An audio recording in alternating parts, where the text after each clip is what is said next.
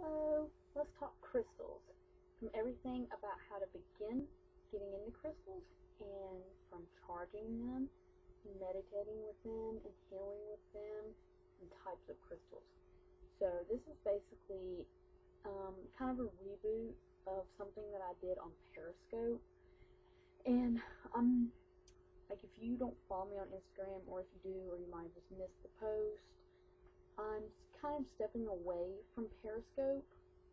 It's not that I won't necessarily not be doing them, but I won't be doing them as frequently, and I'm moving into actually doing more YouTube broadcasts. And so with that, I'm actually going to be rebooting a lot of the content that I actually did on my Periscopes. So that'll only really be the ones that were really important and that I felt were really successful. But also, I have a lot of really exciting topics that I am looking forward to putting on here too. So, not only that, but just in general, I just felt a pull to start working more with YouTube, because Periscope, the energy just didn't feel right, and there's a lot of other different reasons that I'm feeling less inclined to work with Periscope. And so it was just distracting, really, and the vibes just weren't good. But I digress. So I'm gonna go ahead and dig in, because something that I'm gonna move more into is actually kind of making my videos a little shorter and more condensed, though I still want them to be full of like juicy content, basically.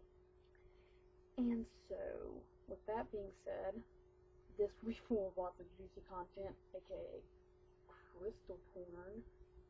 Ooh. So anyways, so I have a lot of variety of crystals to show you guys, because I have a huge collection to begin with, but there's reasons for a variety of crystals that I want to show you, because I'll dive into that when we get there. But basically, to start off, I've been asked before, because even though my Instagram kind of revolves around me being a diviner and tarot reader, I do post a lot of pictures of my crystal collection and the crystals I use, especially like personally, as well as like the ones I use in my readings for clients. And I do get questions about my crystals a lot of times. And so one of the common questions I get is like, where do I start? Like, how do I get into crystals? And really, what you do is just kind of go. You just do. I know that you might be wondering, like, okay, well, what does that mean? And what I mean by that is that really all you can do is just start looking and start figuring out what you're interested in, like what crystals you're drawn to, and so basically researching, really.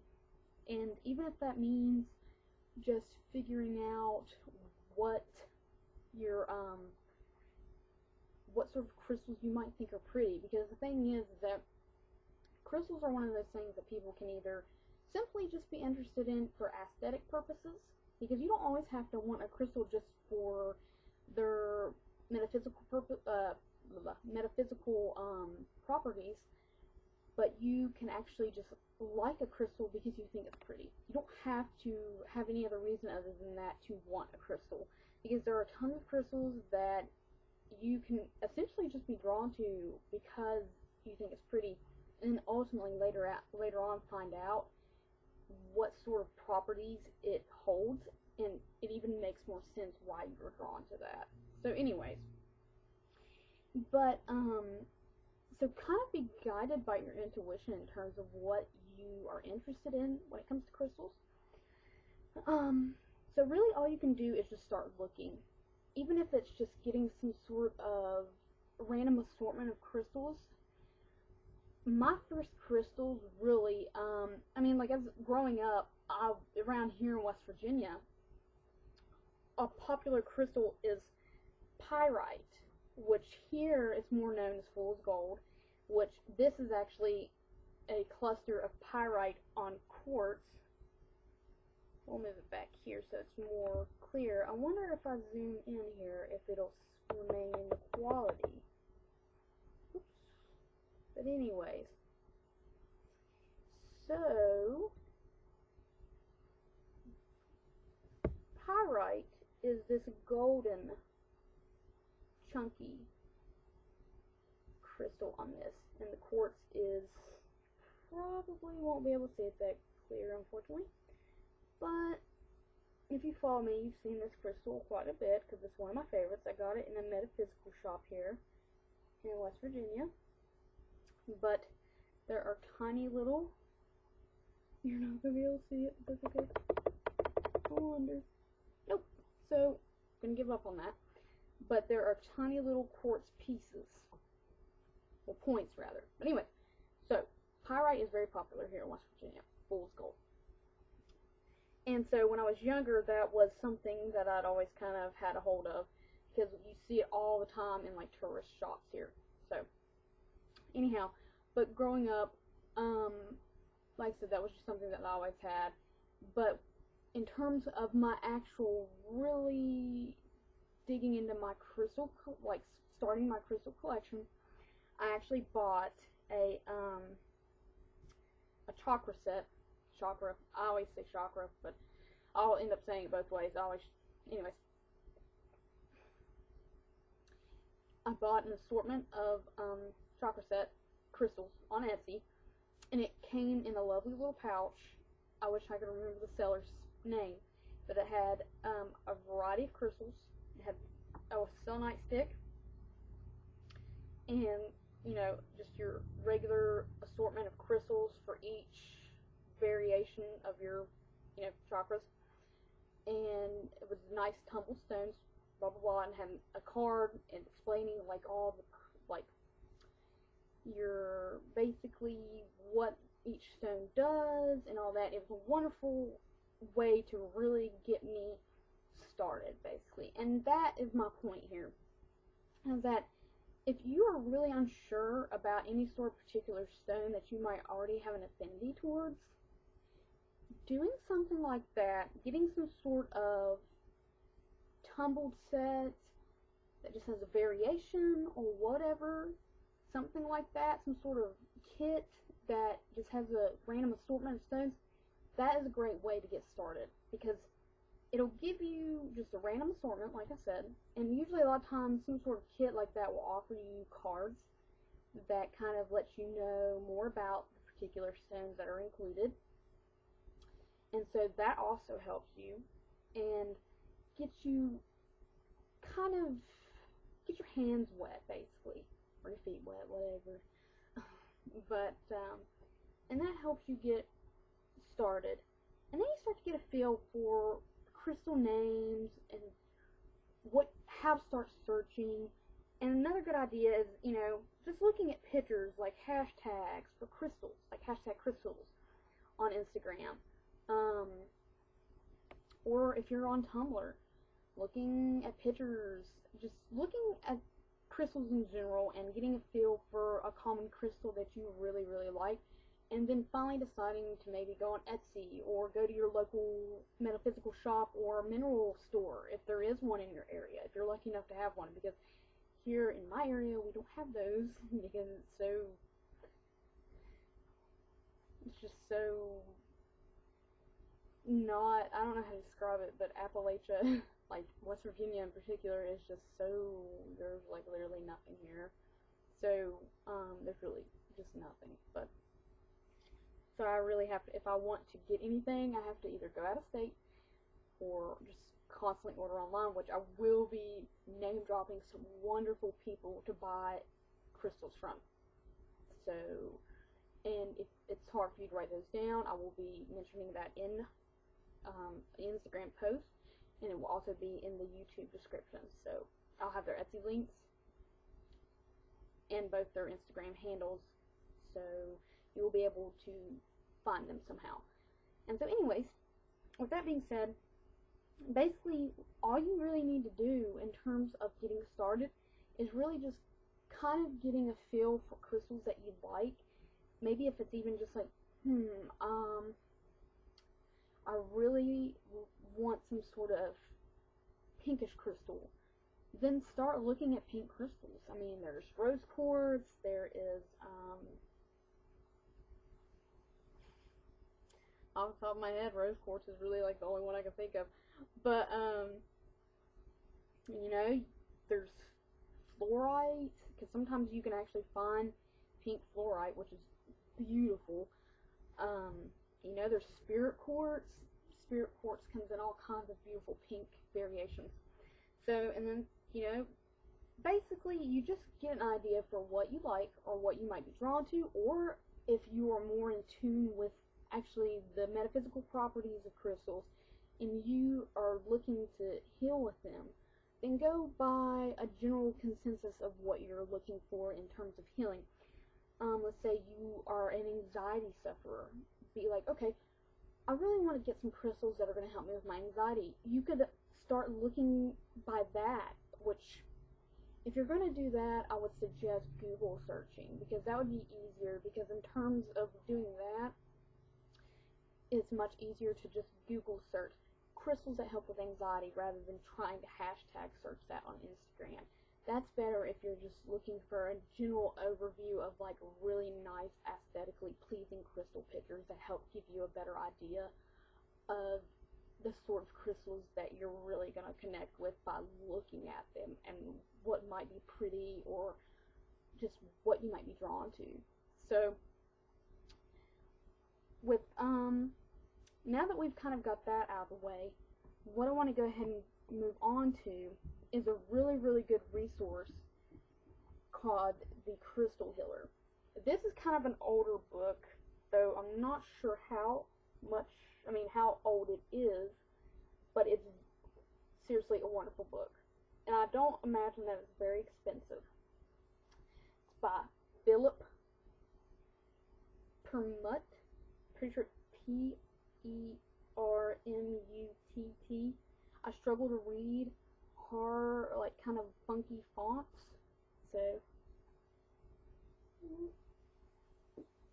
I still am having issues trying to figure out the direction of this webcam. I'm sorry, guys. Maybe eventually. God. Okay. Anyhow, this is a wonderful book, because if you know that you're gonna basically definitely I can hear one of our cats like climbing something, so it's like, what are you getting into? But anyways, so if you know that like once you get a crystal you're gonna want crystals, because let's be honest, guys, you're probably not gonna just get one, because regardless, like, you always kind of get, I mean, I don't know anybody who gets crystals who probably only has like two.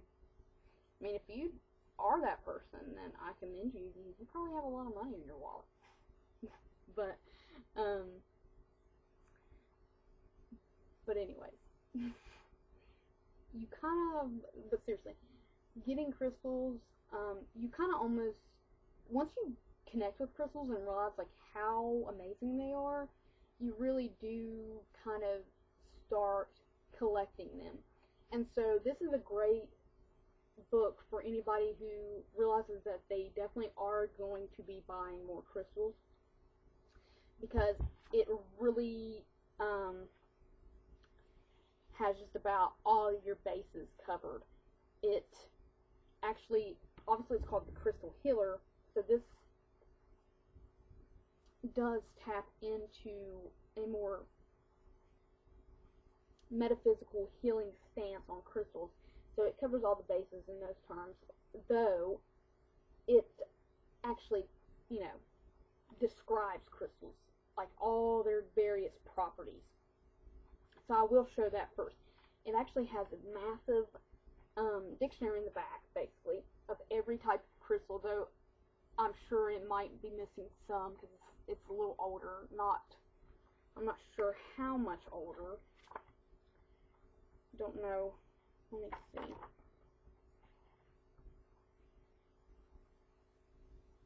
Actually, really not that old. It's 2007. So it shouldn't be missing much, if anything. And so most of it's got coded by colors. So like blue. So let's see. We got sodalite, blue or blue, in white masses, nodules, and rarely dodecahedral and hexagonal prismatic crystals. May also be colorless, gray, green, yellow, white, or red. Common source: Brazil, Astrological Association, Sagittarius, chakra, brow. Healing qualities: good for ideas, perception, creative expression, and endurance. Useful in groups: physical, good for physical balance and the health of metabolism and lymphatic system. Helps high blood pressure, insomnia, autism, aging, diabetes, and calcium deficiency. Assists the development of babies. Emotional and spiritual, good for calming, self-esteem, mental health, and healing and communicating feelings. Helps confusion, inadequacy, mental unrest, oversensitivity, and fear. So basically this book literally covers all the bases. And in the beginning, because a good majority of the book is seriously dedicated to the massive amounts of crystals and all that. It gives a physical description, how you can basically figure out if that is a particular crystal you might have, and then the various properties like emotional healing, physical healing, etc. So then the first half of the book is ways you can use crystals. So you can actually give you ways to use them in your environment, apparently. How to actually meditate with them, make crystal grids, obviously heal your chakras using pendulums. So, once again, highly recommend this book, The Crystal Healer. It literally has everything that you could possibly need. It's a wonderful go-to resource. Simple, straightforward, easy to read as well. So, and like I said, it's very colorful, picture-oriented, and there's no difficulty in trying to get the information you need, because being the sort of eclectic person that I am, I do have tons of resource books, and I have experienced resource books that are just all over the place and just inevitably is not worth your while in terms of a resource book. You're like, okay, what the hell is this? I can't use this for anything, and it's not a resource at all. In fact, it's counterproductive in terms of a resource book. That is not the case with this. This is straightforward to the point and actually a great resource. So, in terms of that, when it comes to crystals, basically, I've got like notes here to make sure I stay on a linear path in this video so I don't make it long. I'm trying to keep it under like 30 minutes. And I'm going to cut myself off there, because otherwise it'll take forever for this video to even basically load. So, basically, now, as I've discussed, you can obviously have crystals for the sake of just aesthetic purposes, because they are amazing, they're beautiful, but what else can you do with them? Tons. So as I first discussed, you can obviously meditate with them. You can, but I mean, why would you meditate with them? For various reasons, because as I mentioned, especially when looking at that book, each crystal has their own unique energy, basically. And with those unique energies, they have those metaphysical purposes. And those metaphysical purposes are more so channeled, usually, at least more potently, with meditation. While sometimes a crystal can be so strong that you can just feel it by holding it naturally, just presently, it can be that potent, but usually you get more benefits from meditating with it. So, to discuss that healing more further, as we, for like sodalite, that was considered like helpful for someone with autism. They might want to carry one on them all the time because it helps with their, with what they go through, and helps them stay more calm in difficult situations that might be overly stimulating for them. So, in terms of how crystals can heal, you go by what their purposes are intended for.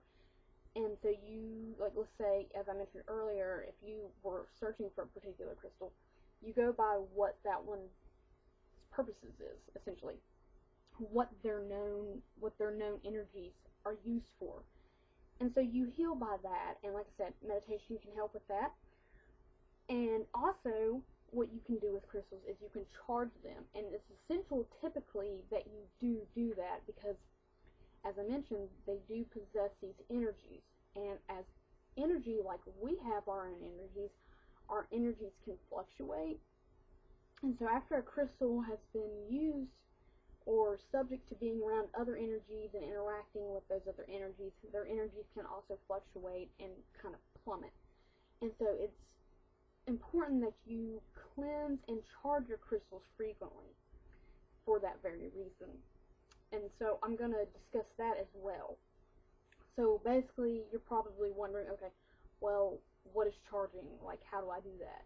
Because cleansing is kind of a term that is, more common, at least in the community, and people understand it more often.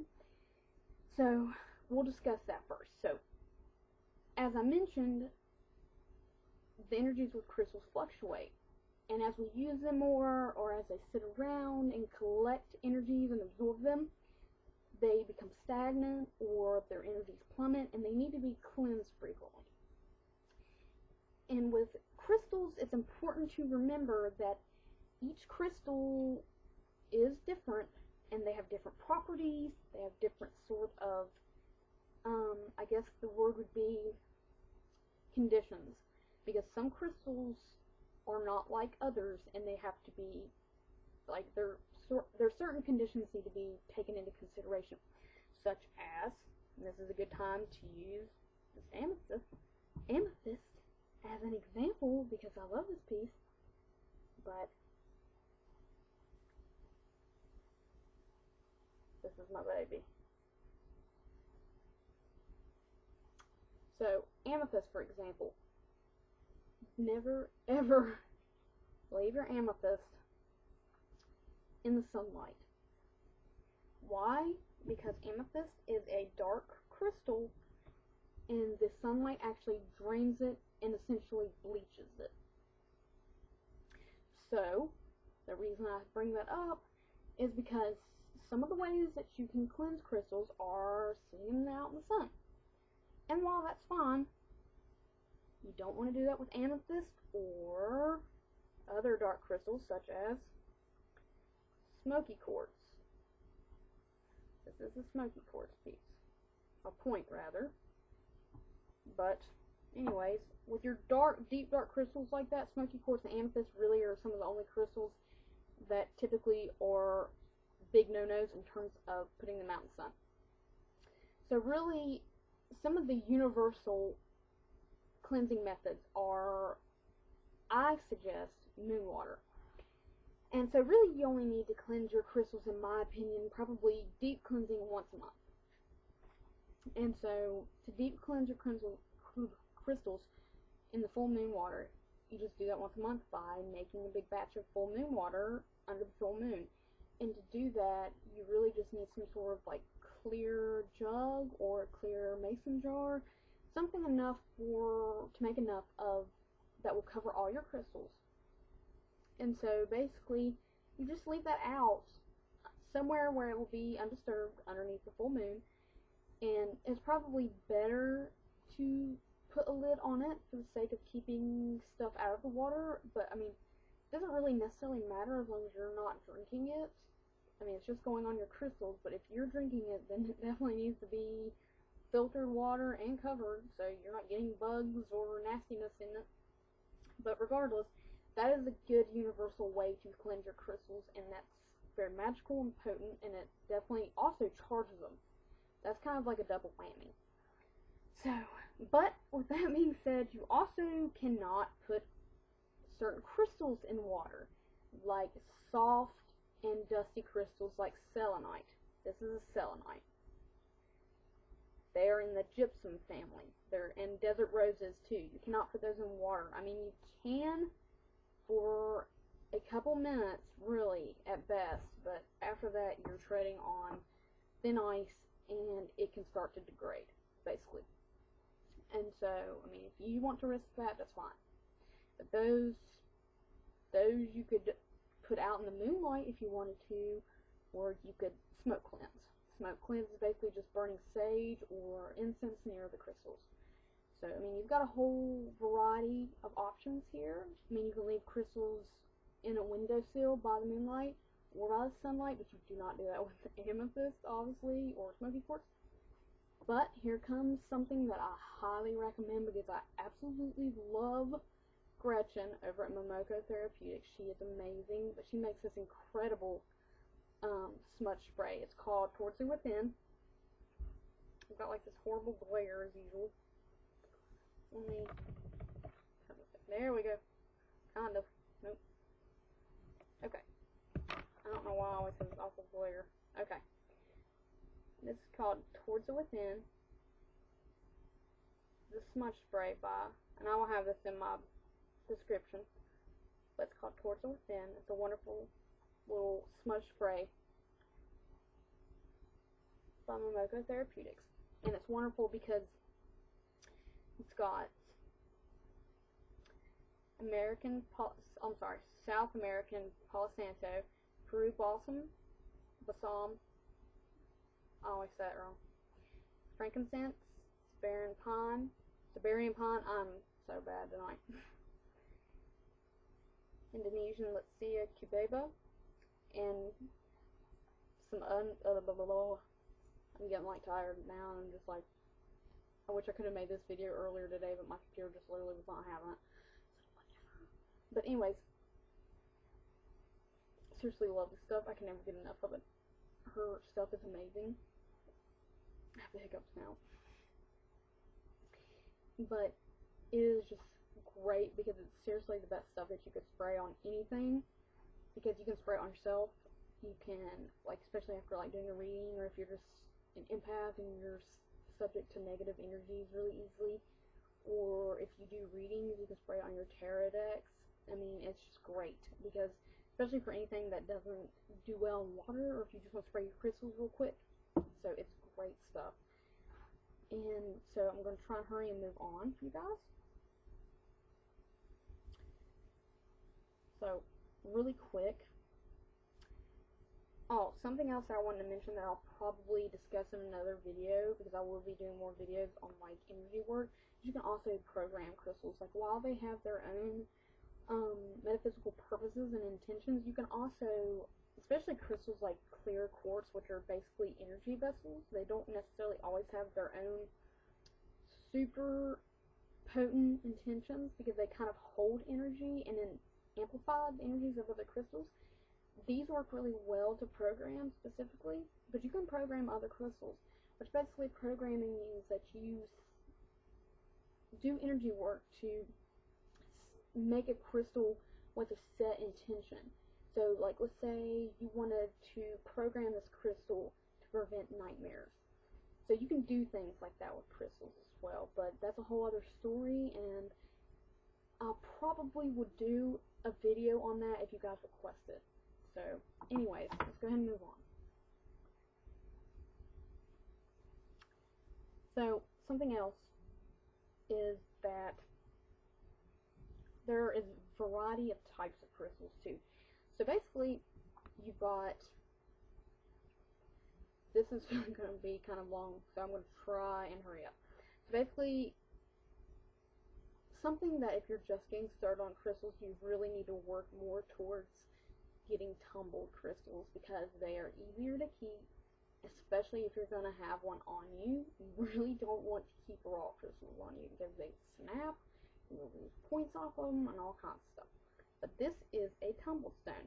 They are smooth, easy to hold, easy to meditate with, and they're just generally easy to grab.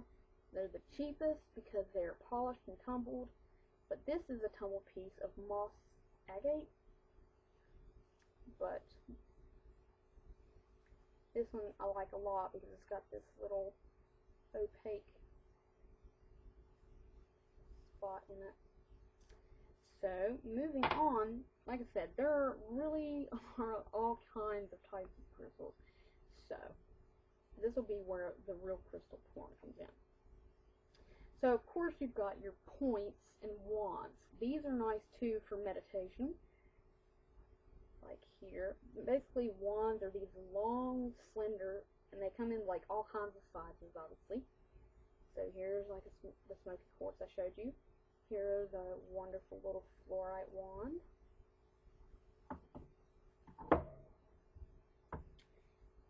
Here is some spirit quartz. Spirit quartz is very interesting because this is also called cactus quartz, basically. It's got a couple other variety of names, but what it means is that it's these clusters that have this big point, but it's got all kinds of little smaller points growing over it. So, these are quite popular, and they're one of my favorites. They're all sparkly, and they're just, I love them. But,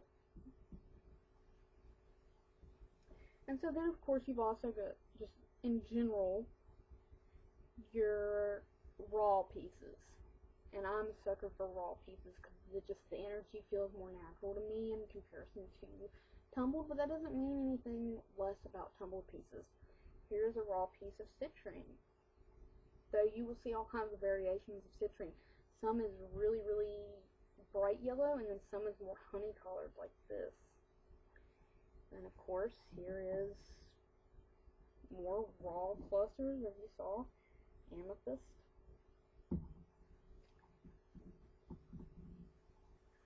And then sometimes you kind of have a mixture of like tumbled and raw, because like this is a shaped raw piece. This is a celestite egg. It's obviously polished, but it's still a raw piece. Does that make sense? So, then of course you've got some really interesting other little crystals you'll find, like phantom crystals. This is a crystal growing inside of another, basically, that red. And then you kind of move into the man-mades, which basically you got a variation of those. You got the auras, like this lilac aura, but that's different because what that is basically they're man-altered rather than man-made, because they are two crystals that have been bonded. So this, if I remember correctly, is, I think, a quartz and an amethyst bonded together.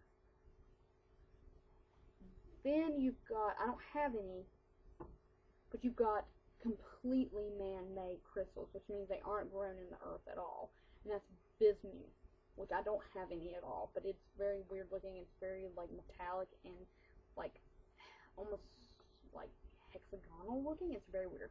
But here's another aura. This is a ruby aura. And then you also got these little itty bitty geodes. Geodes are really interesting because they're basically like big rocks, but once you crack them open, they have like little caves inside them. And sometimes you have fossils that have that, like this.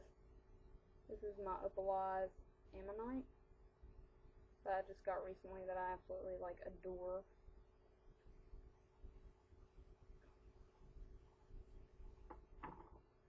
So basically, and lastly, what I showed you in the beginning,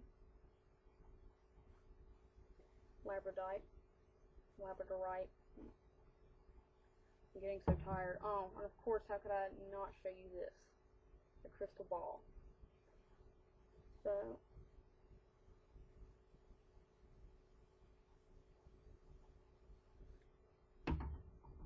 anyways, guys, gonna go ahead and get ready to end the video here, because because I'm getting close. I'm a little over my mark of what I want to do. But I hope you guys have enjoyed this, and I hope it was informative. And if you have any more questions or anything else that you would like me to touch on in another video, I would be more than willing to make essentially like a part 2 of this, kind of connecting the pieces on anything else that you had interest on regarding crystals. So just let me know, and I always feel like there's more to talk about in regards to crystals, because it's just, the interest and love for crystals is never ending for me. So anyways, I hope that you guys enjoyed this, and I hope that you have a wonderful night. Namaste.